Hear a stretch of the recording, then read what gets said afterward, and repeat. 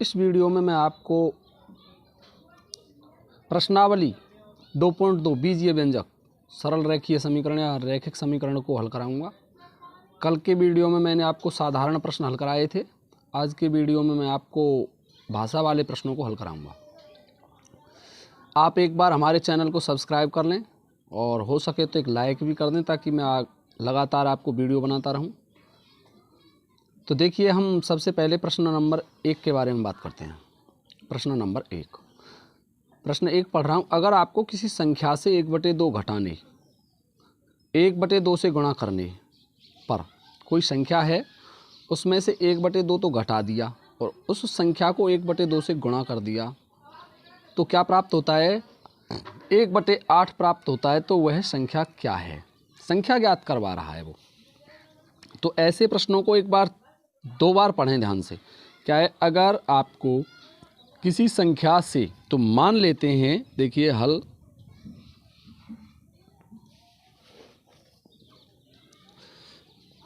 यहां लिखेंगे माना वह संख्या, हमें संख्या का पता नहीं, अज्ञात है संख्या, वह संख्या x है। हमने संख्या को x मान लिया। अब वो क्या कहता है फिर आगे? संख्या से 1/2 घटाने पर, संख्या में से 1/2 घटा दें, तो लिखो 1/2 घटाने पर घटाइए। संख्या क्या है? हमने संख्या को माना है x, तो x में से 1/2 घटा देंगे, x माइनस 1/2, ये संख्या आ गई दूसरी। और फिर उसको 1/2 से गुणा कर दें। जो 1/2 घटाया था उस संख्या को 1/2 से गुणा कर दें, तो क्या प्राप्त हो जाएगा? 1/8। तो यहाँ लिखेंगे प्रश्नानुसार, प्रश्नानुसार, प्रश्न के अनुसार। तो ये है x माइनस 1/2, संख्या में से 1/2 घटा दिया और फिर घटा करके किसका गुणा कर दें? 1/2 का गुणा कर दें, तो क्या प्राप्त हो जाएगा? 1/8 आ जाएगा। वो संख्या 1/8 के बराबर हो जाएगी। अब ये समीकरण बन गया हमारा। इस 1/2 का इसके अंदर गुणा कर दो, कोष्टक के अंदर। तो गुणा करेंगे, देखिए पहले इस x से करेंगे, तो x का गुणा 1 से करेंगे तो x आएगा, या x और बटे में 2, x/2 माइनस 1 का गुणा 1 से करेंगे तो 1, चिन्ह ऐसे कैसे लगा दिया जैसे इसमें है, और 2 का गुणा 2 से करेंगे तो 4, बराबर का चिन्ह लगा दिया ऐसे कैसे, और 1/8 इसके साथ चल रहा है। अब ऐसे प्रश्नों को हल करने के लिए मैंने आपको एक तरीका बताया था कि इस प्रश्न का एलसीएम निकाल लेते हैं। एलसीएम निकालिए, इसका एलसीएम 8 आ जाएगा। 2 का भाग 8 में दीजिए, 4 बार जाएगा, 4 का गुणा x से करेंगे तो 4x माइनस 2, 4 का भाग 8 में 2 बार जाएगा, 2 का गुणा 1 से करेंगे तो 2 बराबर 8 का भाग 8 में 1 बार जाएगा, 1 का गुणा 1 से करेंगे तो 1। इस एलसीएम को छोड़ देंगे तो क्या आ जाएगा? 4x माइनस 2 बराबर 1। इस 2 का पक्षांतरण कर देंगे, तो देखिए मैं यहाँ ले लेता हूँ, इस साइड में थोड़ा सा जगह की कमी है यहाँ। 4x माइन, और इस ये बराबर का चिन्ह, पक्षांतरण किसका करना है हमें? 2 का, 2 इधर माइनस का था, इस साइड में प्लस का हो जाएगा, तो 1 यहाँ पहले से ही है और 2 माइनस का इधर आके प्लस का हो गया। या x बराबर, इस इनको जोड़ दो, 3 हो गया, और इस 4 को इधर ले आओ पक्षांतरण करके, बटे में आ जाएगा, और ये आपका आंसर आ गया। लिख देंगे वह संख्या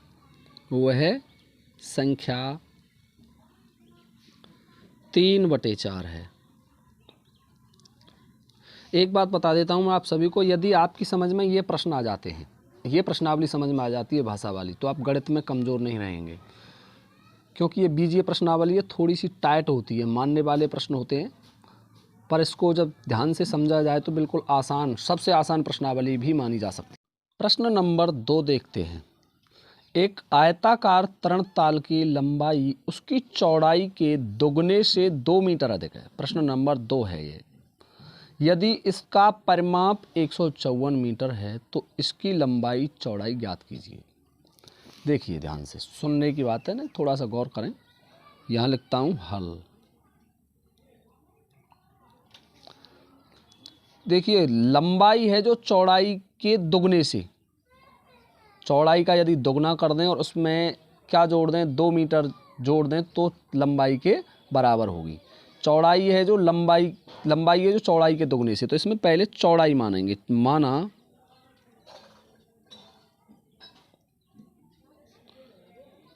चौड़ाई x मीटर है।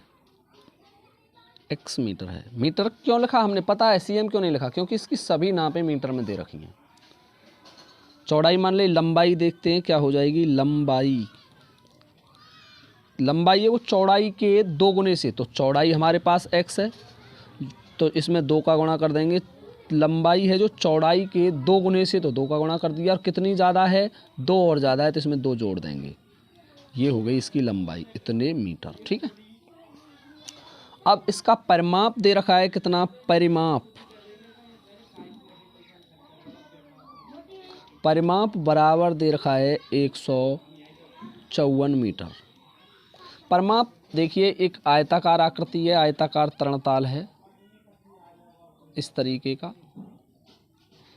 ये इसकी चौड़ाई हो जाएगी x और ये लंबाई हो गई 2 गुने से 2 ज़्यादा। अब आयत का परिमाप हम जानते हैं सूत्र, तो आयताकार आकृति का परिमाप क्या होता है, आयताकार तरणताल का परिमाप। देखिए क्या होगा, ध्यान से सूत्र याद कर हो तो बताइए, नहीं मैं तो बता ही रहा हूँ। देखिए सुनो, इन सूत्रों का बहुत महत्व होता है, नहीं याद कर लें। आयत का परिमाप होता है बराबर 2 गुणा लंबाई प्लस चौड़ाई, 2 गुणा लंबाई प्लस चौड़ाई। अब इन मानों को उठा करके सूत्र में रख दें। सूत्र को थोड़ा सा बदल के लिख लेता हूँ। 2 गुणा, क्योंकि अज्ञात राशि इस साइड में रखी जाती है, बाईं साइड में। लंबाई क्या है अपनी x प्लस चौड़ाई क्या है 2x प्लस 2 बराबर परिमाप क्या है, परिमाप के बराबर है, तो परिमाप दे रखा है 154। ध्यान से समझें इस चीज़ को।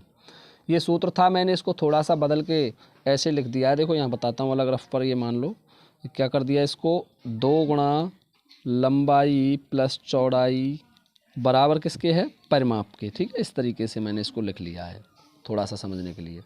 तो दो रख दिया जैसे कि जैसे यहाँ कोष्टक, लंबाई का मान x रख दिया, प्लस का चिन्ह लगा दिया, और चौड़ाई का मान x प्लस 2 रख दिया। ठीक है, और ये किसके बराबर हो जाएगा, 154 के बराबर।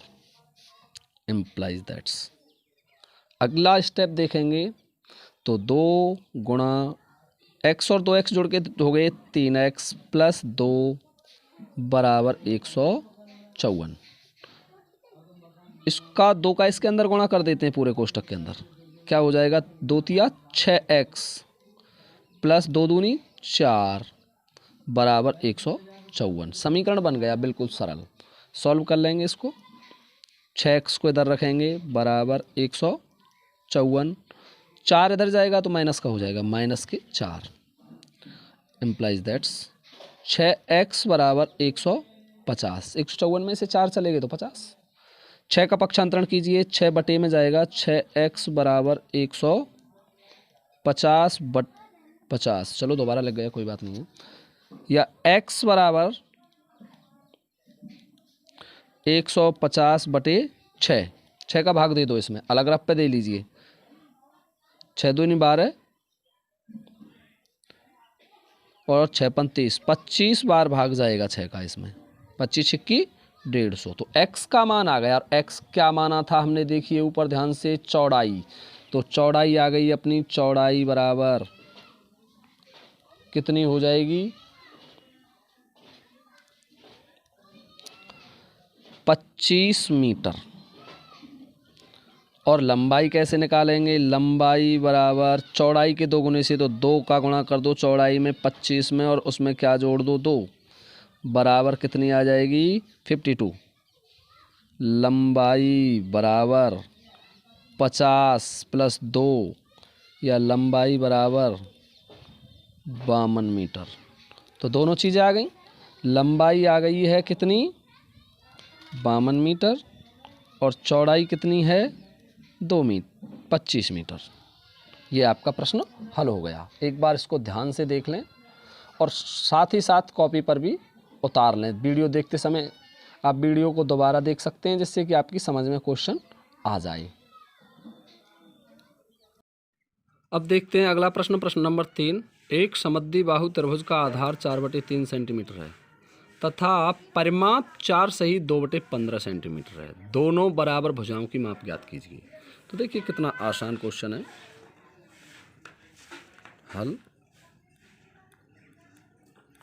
सबसे पहले एक समद्विबाहु त्रिभुज का मैं चित्र बना देता हूँ छोटा सा। ये एक समद्विबाहु त्रिभुज है। ये इसका आधार मान लेते हैं, तो आधार दे रखा है 4/3 सेंटीमीटर। बराबर भुजाएं, ये भुजा इस भुजा के बराबर है, तो ये x मीटर मान लेते हैं, XCM, और ये x सेंटीमीटर की मान लेते हैं। अब सुनिए, लिखेंगे माना समान भुजाओं की लंबाई, समान भुजाओं की माप या लंबाई, कुछ भी कह सकते हैं, लंबाई बराबर x सेंटीमीटर है। मान लिया हमने। आधार क्या दे रखा है? आधार दे रखा है 4/3 सेंटीमीटर। परिमाप भी दिया हुआ है इस प्रश्न में साथ साथ। इस त्रिभुज का परिमाप, परिमाप क्या दे रखा है? देखो ध्यान से, 4 सही 2/15 cm। अब सुनिए, हम क्या करना चाहते हैं? इस x का मान ज्ञात करना चाहते हैं। तो यदि हम इस त्रिभुज की तीनों भुजाओं को जोड़ दें तो ये परिमाप के बराबर होगा। तो सुनो प्रश्नानुसार, प्रश्नानुसार क्या होगा? x को और 4/3 को जोड़ दें, तीनों भुजाओं को जोड़ दें, तो ये परिमाप क्या है? 4 सही 2/15 के बराबर हो जाएगा। और सॉल्व कर लीजिए इसको, x और x जोड़ के 2x हो गए, प्लस 4/3 बराबर भिन्न मिटा लीजिए, 15 चौका 60, और 62/15 भिन्न मिटाते हैं, इसका गुणा इससे कर देंगे और उसको जोड़ देंगे। इसके बटे में 1 मान लिया और इसका हमने LCM ले लिया। यहाँ ले लेते हैं इसका LCM। LCM आ गया इसका 15। 1 का भाग देंगे 15 में, 15 बार जाएगा, और 15 का गुणा 2 से करेंगे तो 30x हो गया, प्लस 3 का भाग 15 में 5 बार जाएगा, 5 का गुणा 4 से करेंगे तो 5 चौके 20 बराबर 15 का भाग 1 बार गया 62, जैसे कि जैसे 1 का गुणा करेंगे। इस LCM को छोड़ देते हैं, ठीक है ना। अब सुनिए, यहाँ से आगे हम क्या करेंगे? यहाँ ले लेता हूँ साइड में इस प्रश्न को। 3x प्लस 20 बराबर 2 को यहाँ ले लेता हूँ। 3x प्लस 20 बराबर 62 हो गया। इसका इधर पक्षांतरण कर दीजिए 20 का, तो 3x बराबर 62 माइनस 20, या 3x, सॉरी ये 3 नहीं है 30 है, ये ध्यान रखें, 30x है, ये 30 है, 30x, और ये भी 30x। 30x बराबर क्या आ जाएगा? 20 घटा दो 42 बच गया शेष, या x बराबर 42/30 काट दीजिए, इसमें 2 का भाग जा रहा है, तो ये हो जाएगा x बराबर 21, 2 से कट रहे हैं, बटे 15। 15 का इसमें भाग दे दो, 1 बार जाएगा, तो x बराबर 15 एकम 15, 1 बार गया, शेष क्या बच गए? 6, और बटे में 15। इन संख्याओं को 3 से काट देते हैं एक बार और, तो x बराबर क्या आ जाएगा? 1 सही 3 से काटा तो 3 दूनी 6, 2/5 सेंटीमीटर। तो बराबर भुजाओं की माप आ गई 1 सही 2/5 सेंटीमीटर। ठीक है, एक बार प्रश्न को और देख लें। ये प्रश्न है प्रश्न नंबर 3। इसका चित्र बना दिया इस तरीके से, ये दे रखा है इसमें प्रश्नानुसार, यानी ये परिमाप है, परिमाप को परिमाप के बराबर रख दिया और समीकरण बना करके सॉल्व कर दिया और हमारा आंसर प्राप्त हो गया। अब देखिए प्रश्न नंबर 4 क्या है। प्रश्न नंबर 4, दो संख्याओं का योग 95 है। यदि एक संख्या दूसरी संख्या से 15 अधिक है तो दोनों संख्याएं ज्ञात कीजिए। दो संख्याएं हैं कोई और उनका योग है 95। यहाँ तक एक टुकड़ा, इसको पढ़िए ध्यान से। यदि एक संख्या दूसरी संख्या से 15 अधिक है, पहली संख्या की दूसरी संख्या से तुलना हो रही है, पहली है जो दूसरी से कितनी अधिक है, 15 अधिक है, तो इसमें मानेंगे माना। देखिए ध्यान से, माना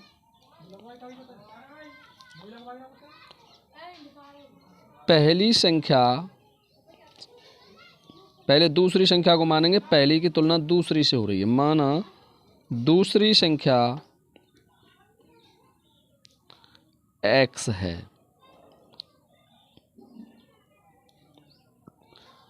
अब जो पहली संख्या है वो इससे कितनी ज़्यादा है, 15 ज़्यादा है। एक संख्या दूसरी से 15 ज़्यादा है, तो पहली संख्या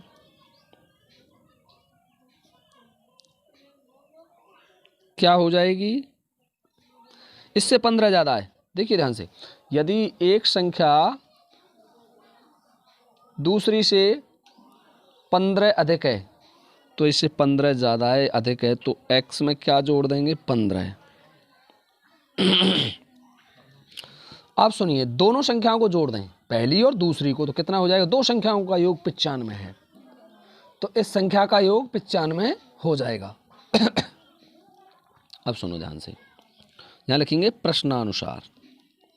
प्रश्नानुसार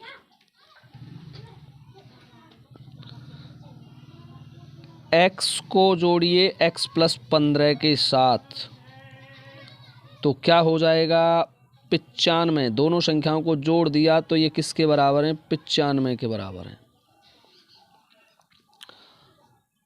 अगली स्टेप पे x + x जुड़ के 2x हो गए + 15 बराबर 95। और अगली स्टेप देखिए, 2x तो है ही है, इधर रखेंगे, इसको पक्षांतरण कर देंगे 15 का, तो ये इधर 95 - 15, 2x बराबर 95 घटा दो, 95 में से 15 घटा दो तो 80 रह गए, 80। इम्प्लाइज दैट्स x बराबर, इस 2 का पक्षांतरण कर देंगे, बटे में आ जाएगा 80/2, तो x का मान कितना आ जाएगा, x बराबर आ गया 40। तो दूसरी संख्या आ गई 40 और पहली संख्या क्या आ जाएगी, यानी एक संख्या प्राप्त हो गई। दूसरी संख्या देखिए, इससे 15 ज़्यादा है, दूसरी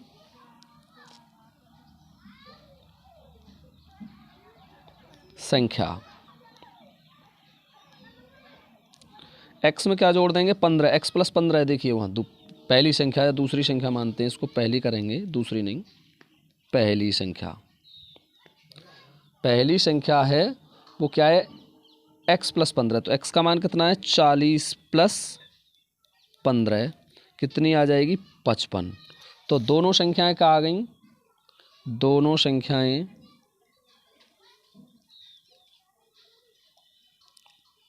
कितनी आ जाएंगी, एक तो आ गई 40 तथा 55 है।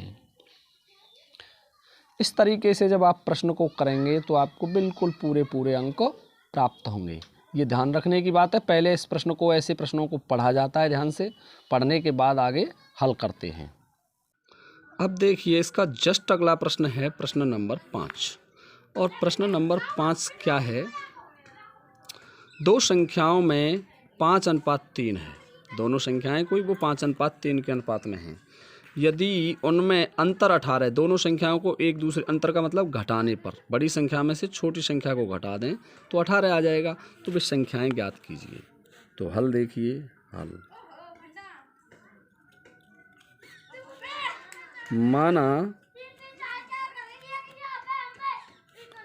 पहली संख्या क्या है अनुपात 5:3 है, तो पहली संख्या मान लेते हैं 5x है।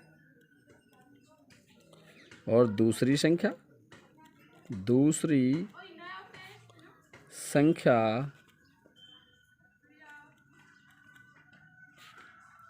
बराबर 3x है।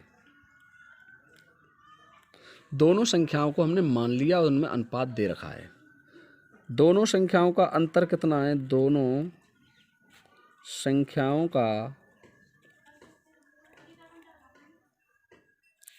अंतर, दोनों संख्याओं का अंतर दिया हुआ है आपको 18, 18। अब यदि हम बड़ी संख्या कौन सी है 5x और छोटी है 3x, तो 5x में से 3x को घटा दें तो क्या आ जाएगा 18 implies दैट्स। अगला देखिए 5x में से 3x घटाइए 2x बराबर 18 और 2 का पक्षांतरण कर देंगे, 2 इधर बटे में आ जाएगा नीचे, तो ये हो जाएगा x बराबर 18/2 या x बराबर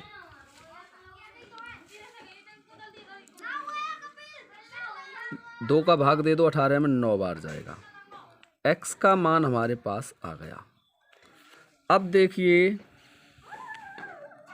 संख्या फर्स्ट, क्या माना था हमने पहली संख्या को 5x, तो पहली संख्या क्या हो जाएगी 5 और x की जगह x का मान रख दो, क्या है 9, तो 5 × 3 बराबर 9। दूसरी संख्या क्या हो जाएगी?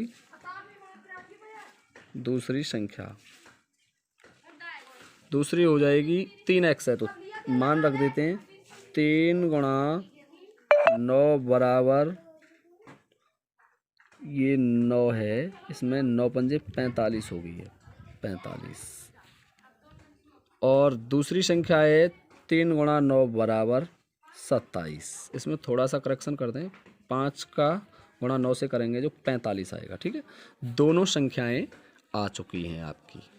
और ये इस तरीके से आपका प्रश्न नंबर 5 हो गया। दो संख्याओं में अनुपात दिया हुआ है और उनमें अंतर दे रखा है और दोनों संख्याएं ज्ञात करवा रहा है। अब देखते हैं प्रश्न नंबर 6। देखिए ध्यान से, प्रश्न नंबर 6 क्या है? 3 लगातार पूर्णांकों का योग 51 है। पूर्णांक ज्ञात कीजिए। 3 लगातार पूर्णांक हैं।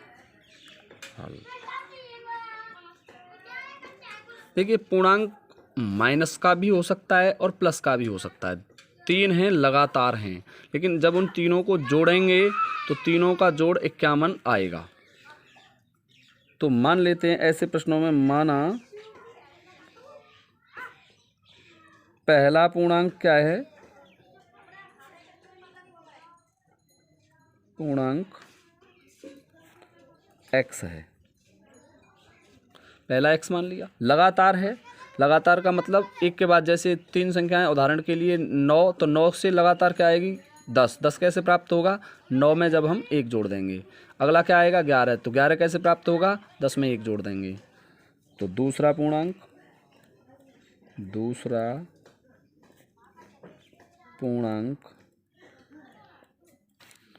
क्या आ जाएगा? x में 1 जोड़ दें, x + 1, ये दूसरा हो गया।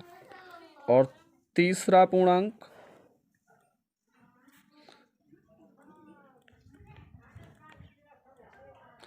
यदि आपकी समझ में कोई बात नहीं आती है तो आप मुझे वीडियो में कमेंट लिख सकते हैं, कमेंट बॉक्स में। मैं उसको आपका सॉल्यूशन उपलब्ध करवा दूंगा या नया वीडियो बना दूंगा। इसमें 1 जोड़ेंगे तो क्या होगा? x + 1, और इसमें 1 जोड़ेंगे तो 1, क्या हो जाएगा? ये बराबर x + 2। ठीक है ना? अब हमारे पास तीनों पूर्णांक हो गए। पहला पूर्णांक x है, दूसरा x + 1 है और तीसरा x + 2 है प्रश्नानुसार।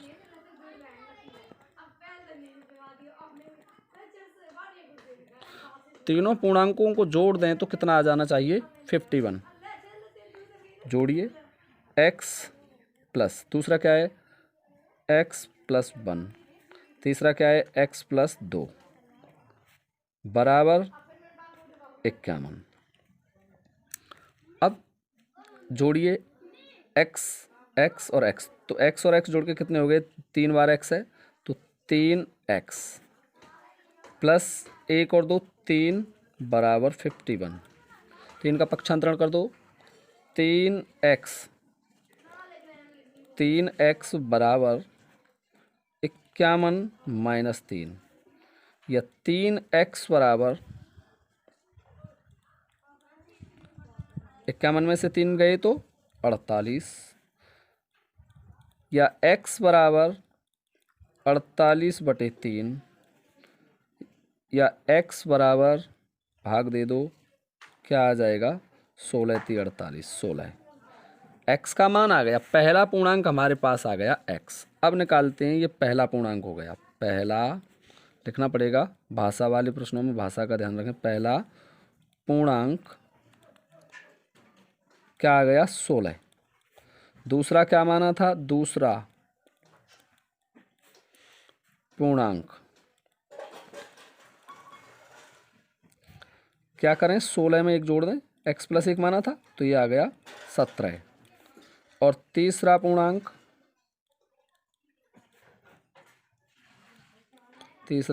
देखिए, 17 में 1 जोड़ दो, 17 प्लस 1 बराबर 18।